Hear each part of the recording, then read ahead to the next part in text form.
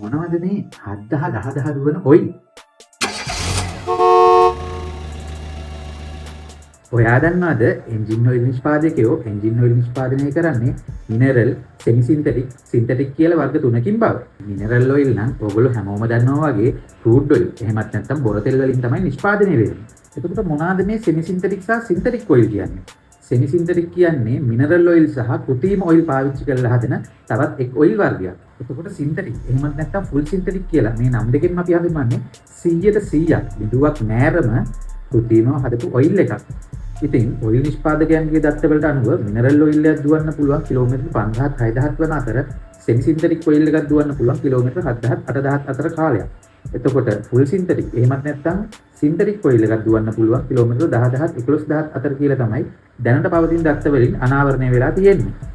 හැබැයි මේ එක සංඛ්‍යාතයක්වත් මැනුෆැක්චරර්ට එහෙමත් නැත්නම් ඔයිල් නිෂ්පාදකයාට ඕන විදිහට දාපු සංඛ්‍යාත නෙමෙයි. ඉතින් මේ ඔයිල් නිෂ්පාදකයෝ American petroleum institute, society of automobile engineers වගේ ලෝකයේ මේ සඳහාම පිළිගත් ආයතන වලට ඩොලර් බිලියන ගාණක් වියදම් කළා තමයි මේ සංඛ්‍යාත ලබාගෙන තියෙන්නේ. මේවා නිකන් සංඛ්‍යාතත් නෙමෙයි. මේවා API, SAE වගේ ස්ටෑන්ඩඩ්ස් තියෙන සංඛ්‍යාත. මේ සංඛ්‍යාත ලබා ගත්තට විතරක් මදි. ඉන්ටර්නැෂනල් ලුබ්‍රිකන්ට් ස්ටෑන්ඩර්ඩයිසේෂන් ඇන්ඩ් අප්‍රූවල් කමිටි එකෙන් අප්‍රූව් කරන්නත් ඕනේ. ඒ ඔක්කොමත් හරිය කියන්නේ. දැන් මොකද්ද ඔයා දාන්න ඕන ඔයිල් එක? ඔයාගේ වාහනේ 2000ට කලින් වාහනයක් නෑ. ඔය ස්ටාර්ලට්, ලාන්සර් CK2, ලාන්සර් CB2, එහෙමත් නැත්නම් පරණ කොරොල්ලා, AD වැගන් වගේ පරණ වාහනයක් නෑ. පරණ එන්ජින් නම් තියෙන්නේ. ඔයාට කිසිම ප්‍රශ්නයක් නැතුව මිනරල් ඔයිල් එකක් දාන්න පුළුවන්. පොකට් එකකටත් වාසී. ඔයිල් එකත් හොඳයි. හැබැයි පොඩි ප්‍රශ්නයක් තියෙනවා. මිනරල් ඔයිල් කියන වචනේම තියෙනවනේ khනිජ ලවණ තියෙනවයි කියන එක. ඉතින් khනිජ ලවණ තියෙන හින්දා කාලයක් යද්දී එන්ජින් එක ඇතුලේ ඝන අපද්‍රව්‍ය එහෙමත් නැත්නම් ටෙක්නිකල් භාෂාවෙන් කිව්වොත් ස්ලජ් එකක් ඩෙවලොප් වීමේ පොඩි සම්භාවිතාවක් නම් තියෙනවා. පෙරහැන් පස්සේ ආපු Civic FD, Lancer CS, Lancer EX, Corolla වගේ මොඩල් එකක ඒ කැටගරි එකේ වාහනයක් නම් ඔයාට තියෙන්නේ. ඔයාගේ බෙස්ට්ම බෙට් එක තමයි සෙමි සින්තටික් ඔයිල් එක. මොකද මිනරල් ඔයිල් එකකට සාපේක්ෂව සෙමි සින්තටික් ඔයිල් එකේ තියෙන ක්ලීනින් ඒජන්ට් ප්‍රමාණය වැඩි හින්දා ඔයාගේ එන්ජින් එක හොඳට ක්ලීන් කරනවා. ඒ වගේම තමයි ලුබ්‍රිකේටින් ඉෆෙක්ට් එකත් ගොඩක් ඉහළ මට්ටමක පවතින හින්දා එන්ජින් එකේ ගෙවීමේ ප්‍රතිශතයත් ගොඩාක් දුරට අඩු වෙනවා. එතකොට සින්තටික් ඔයිල් දාන්නේ මොනවාටද? Hybrid, semi hybrid, turbo charge 2010 පස්සේ ආපු නවීන පන්නේ සියලුම එන්ජින් තියෙන වාහන වලට තමයි අපි ෆුල් සින්තටික් ඔයිල් එකක් පාවිච්චි කරන්නේ.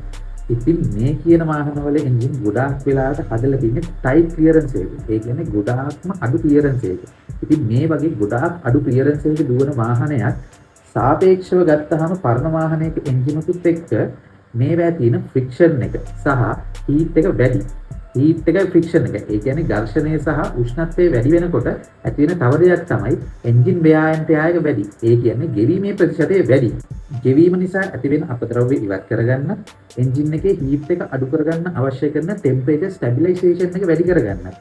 එතනින් ගියාම එන්ජින් එකේ ලීසිභාවය වැඩි කරගන්න අවශ්‍ය කරන ලුබ්‍රිකේටින් ඉෆෙක්ට් එක කියන ඒ තුනම අපිට මිනරල් ඔයිල් එකකින් ගන්න බැරි හින්දා තමයි කෘත්‍රිමව මේ ඔයිල් එක නිෂ්පාදනය කරලා අපේ වාහන වලට දාන්න වෙළඳපොළට එවලා තියෙන්නේ.